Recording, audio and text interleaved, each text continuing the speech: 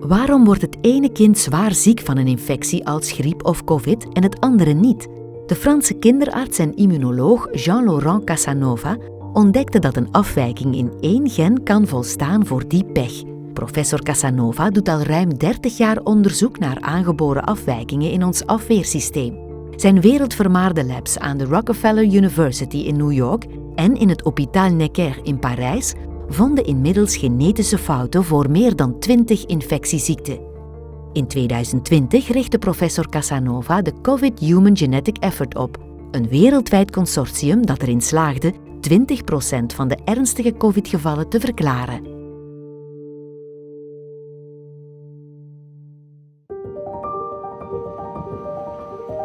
Jean-Laurent Casanova is een pediatrisch immunoloog en onderzoeker verbonden aan 2 topinstituten.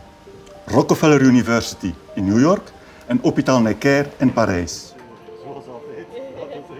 De centrale vraag waar dokter Casanova zich gedurende zijn ganse carrière zich heeft op gefocust is: hoe komt het dat bepaalde, schijnbaar volkomen gezonde kinderen of volwassenen plots ernstig ziek kunnen worden door een infectie?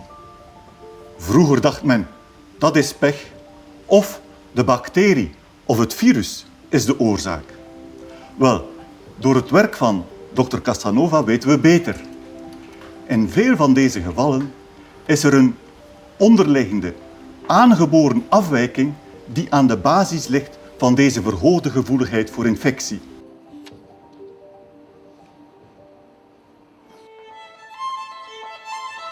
Jean-Laurent Casanova heeft eigenlijk ontdekt voor meer dan 20 verschillende infectieziekten op dit moment dat er genetische factoren aan de basis liggen van bijvoorbeeld levensbedreigende infecties met deze ziektekiemen.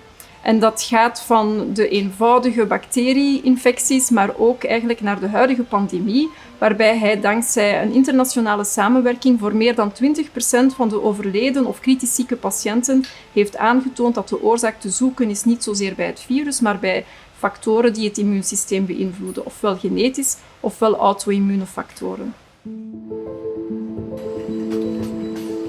Dr. Casanova gaat altijd extreem grondig te werk. Een probleem zal hij langs alle mogelijke kanten benaderen en verschillende approaches gebruiken. Hij kan ook altijd beroep doen op een zeer uitgebreid netwerk van samenwerkende artsen en wetenschappers. Wat ik zeer belangrijk vind, is zijn strategie. Hij ziet eigenlijk opportuniteiten lang voor anderen die ontdekt hebben. En op die manier heeft hij eigenlijk ingezien dat de studie van unieke patiënten met een levensbedreigende infectie ons evenveel en zelfs bijna meer kunnen leren dan bijvoorbeeld over de hele populatie te gaan genetisch onderzoek doen op een minder grondige manier.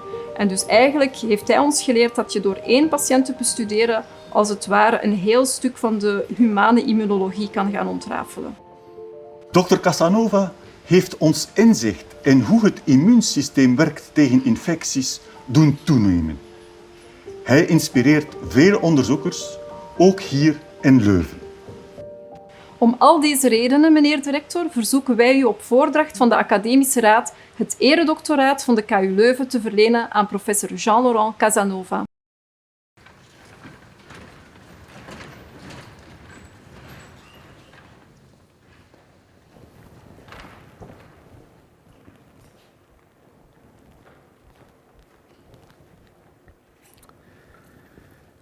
Professor Jean-Laurent Casanova, KU Leuven is honoring you for the paradigm-changing proof you delivered for the genetic theory of infectious diseases by studying life-threatening infections in childhood.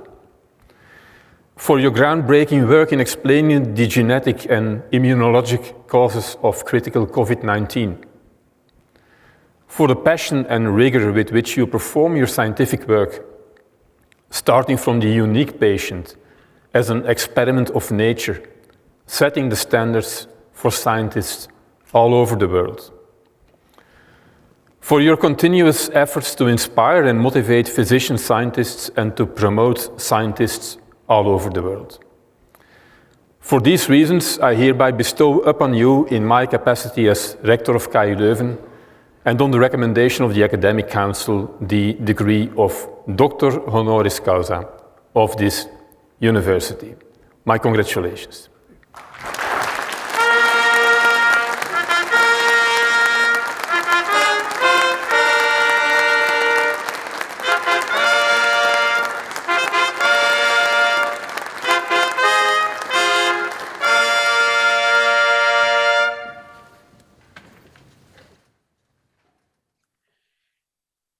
Well, thank you. I am both honored and delighted to receive this doctorate honoris causa.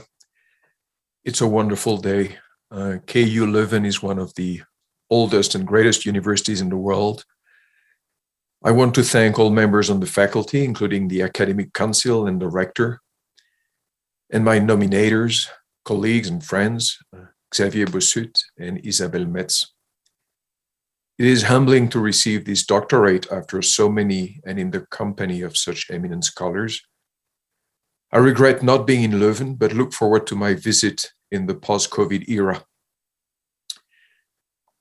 I would like to stress that this recognition is encouraging for me, for my lab, and for the approach that we have taken over the last 30 years. To give you some context, the field of infectious diseases for 150 years has been focused on three major goals: discovering microbes, discovering antimicrobial drugs, and discovering vaccines. That is, diagnosing, preventing, or curing infections. We've tried something different. We've attempted to understand infectious diseases, and if you like, transform a heavily medical field into a more biological field. We've attempted to tackle a key but neglected problem that was posed around 1900, a problem that we refer to as the infection enigma, which is the huge inter-individual variability in the course of any infection, as I'm sure you all have witnessed during the COVID-19 pandemic. Most infected people, by most if not all microbes, do well. Only a small minority of infected individuals suffer from life-threatening disease and end up tragically in an intensive care unit. So the question is, why? We have discovered that there are actually human genetic and immunological determinants underlying various rare and common infections in a growing proportion of patients. For example, we now understand about 20% of cases of COVID-19 death. Although I'm a pediatrician, our work has gradually expanded to adult and elderly populations, defining what we think is a preliminary sketch of a genetic and immunological architecture of life-threatening infectious diseases. Death of infection for more and more patients is not bad luck anymore, but the result of a strict molecular, cellular, and immunological determinism. And I use the word determinism on purpose because, as many of you know, it was first introduced into the biological lexicon by Claude Bernard. I won't take more of your time. I will close by thanking the fantastic team I've had the privilege to lead for 30 years, the wonderful colleagues worldwide, including at KU Leuven, who have teamed up with us, and by renewing my deep gratitude to KU Leuven for this extraordinary honor.